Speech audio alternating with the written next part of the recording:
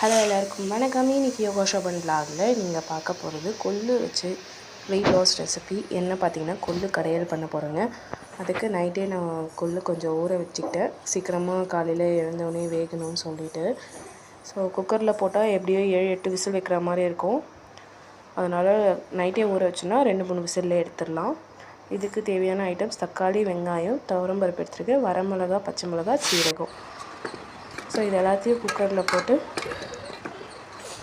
ஒரு 1.5 கிளாஸ் அளவுக்கு தண்ணி ஊற்றி நல்லா வேக வச்சு எடுத்துக்கோங்க. ஒரு 1/2 கிளாஸ் அளவுக்கு தண்ணி மீறும், அதை வடிச்சிட்டு ஃபேனில் ஆற வச்சு நல்லா மசிச்சு எடுத்துக்கோங்க. நல்லா மசிச்சு பார்த்தோன்னா இப்படி நல்லா வெந்திருக்கணும் அந்த பதத்துக்கு. ஏன்னா நைட்டே ஊற வச்சனால எனக்கு அவ்வளோ சீக்கிரமாக வெந்துருச்சு. இதில் நான் வேறு எதுவுமே ஆட் பண்ணலை. ஸோ என்ன காமிச்சிருக்கேனோ அதை மட்டும்தான் ஆட் பண்ணியிருக்கேன். அதை நல்லா மசிச்சு எடுத்துக்கோங்க. இப்போ ஃபைனலாக ஒரு தாளிப்பு கொடுத்து அந்த கடையில் தாளித்து எடுத்துக்கிறோம். ஸோ எண்ணெய் ஊற்றி அதில் கடுகு, சீரகம், காஞ்ச மிளகாய், வெங்காயம். எண்ணெய் காஞ்சதும் கடுகு, சீரகம், கருவேப்பிலை கண்டிப்பாக ஆட் பண்ணிக்கோங்க இந்த இடத்துல. ஸோ மசாலா தூளில் மஞ்சள் தூள் மட்டும்தான் போட்டிருக்கேன், ஏன்னா எந்த சமையலையும் மஞ்சள் தூள் போடாமல் இருக்காதீங்க.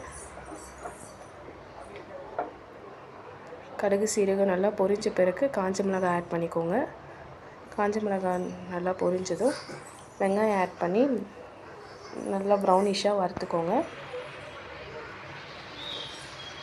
ஸோ இந்த ரெசிபியை கண்டிப்பாக வெயிட் லாஸ் பண்ணணும்னு நினைக்கிறவங்க வாரத்துக்கு 2 முறை கண்டிப்பாக சாப்பிடுவாங்க. டெய்லியில் சாப்பிடாதீங்க, வாரத்துக்கு 2 முறை கண்டிப்பாக சாப்பிடுங்க.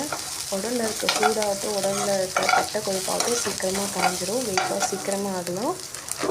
ஸோ வெங்காயம் போட்டு நல்லா வறுத்து எடுத்த பிறகு இந்த வெங்காயத்துலேயே நான் ஒரு 1/4 ஸ்பூன் அளவுக்கு மஞ்சள்தூள் சேர்த்துக்கிறேன்.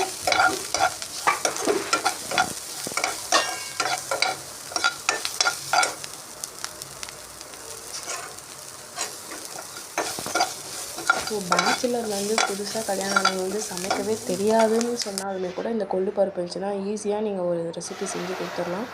அந்த வெங்காயம் நல்லா வதங்கினதும் அந்த தண்ணி ஒரு 1/2 கிளாஸ் எடுத்து வச்சுருக்கேன் பார்த்தீங்களா, அந்த 1/2 கிளாஸ் தண்ணி அதில் போட்டு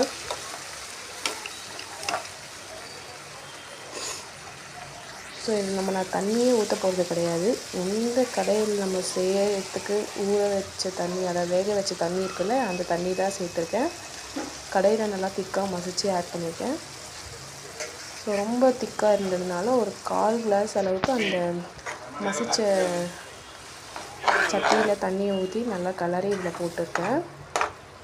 இந்த இடத்துல நான் 1/2 ஸ்பூன் அளவுக்கு உப்பு சேர்த்துருக்கேன். உப்பு நான் காமிக்க வந்துட்டேன், உப்பு ஞாபகமாக சேர்த்துக்கோங்க.